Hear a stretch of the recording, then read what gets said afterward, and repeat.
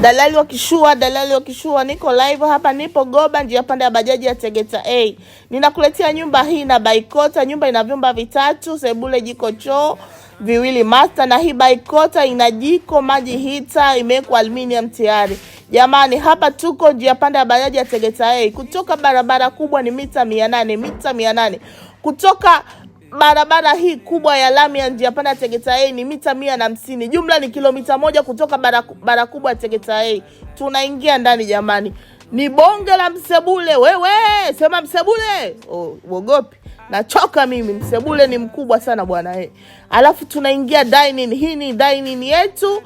Na hili ni jiko letu. Jamani, hii nyumba inafanywa finishing tu. Imebaki kufanywa finishing tu. Nyumba ni kali, nyumba ni nzuri. Ramani imetulia.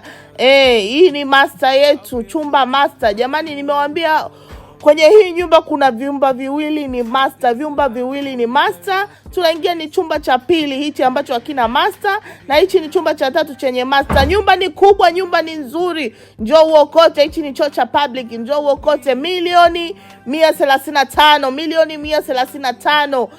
Hapa ukigonga kengele tunakuona jamani, hapa ni nje. Nyumba imetulia, ukuta umesimama. Finishing zilizobaki ni ndani tu. Wewe, walete. Hatari Dalali wa Kishua.